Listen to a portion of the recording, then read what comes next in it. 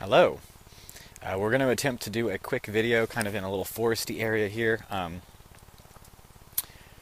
Just going to make it really quick. Things have been going well. We talked about all the toxic relationships, and I had a lot of fun. Not necessarily removing toxic relationships, more so redefining them in my mind. What was I getting out of the relationship? What are people putting into the relationship?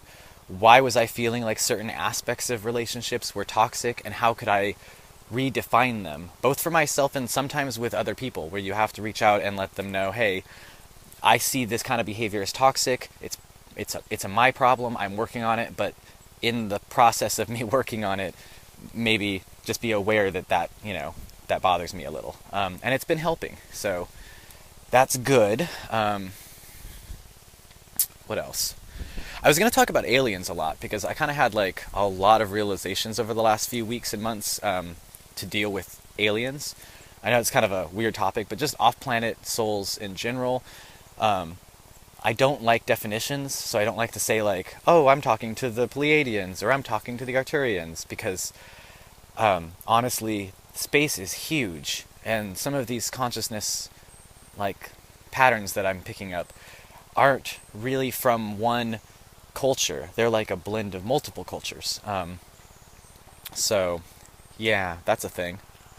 I think overall the bigger picture, though, is that the aliens that I talk to are peaceful. They're more like the movie Paul, in that they're curious, they're more honest about things, maybe brutally honest.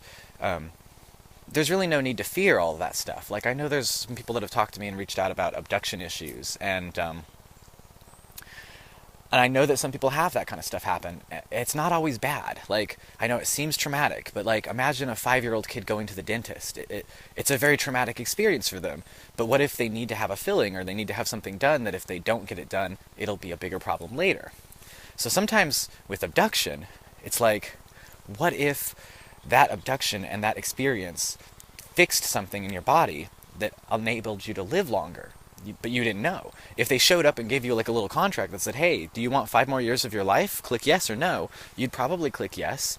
And if that yes required some pain, I mean, I've seen people do some plastic surgery things that require a lot of pain. So humans tend to do pain if they think there's a reward.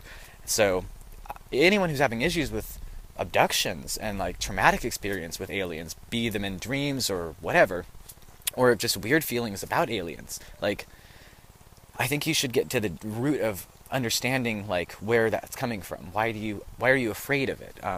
Because what I've experienced is, if you come into it with curiosity, with open-mindedness, with love and just compassion and empathy, and both for the everything, for them, for the people that I'm around, for myself, they tend to give a lot of information, and they tend to be very forthcoming with it, and even very direct, like, to me, very specific, which I think is cool, but you have to be open to it, and you have to kind of not get overloaded by it.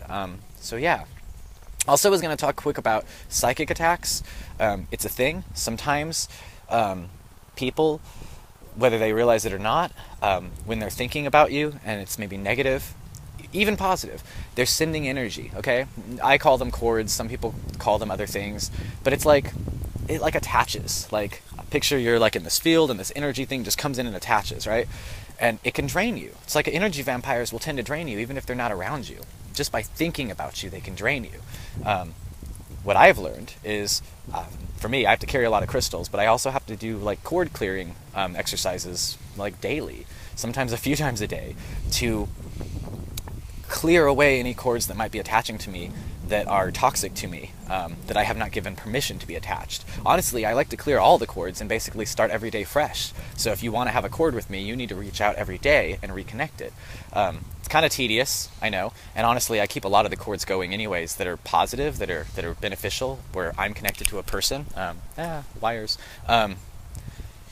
But like, as far as people connecting to me and projecting their thoughts on me of what they want me to do, or what they want me to say, or how they want me to be, I don't like any of that, because I'm not doing that to people anymore. At least I'm really trying to not do that. Like, I'm going to accept people for who they are.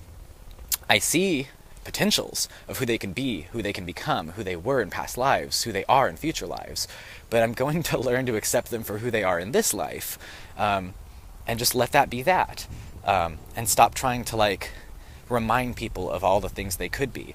Because I don't like it when people do that to me, it turns out, and I do that to people. So working on that. I think that's it. This is going to be a really quick one because I got like shit to do today. But yeah, aliens, stop being afraid. Open yourself to them. Like, don't don't take that the wrong way, or do. I mean, whatever, right? I'm not gonna kink shame. All right, I'm out of here. Peace out, guys. Bye.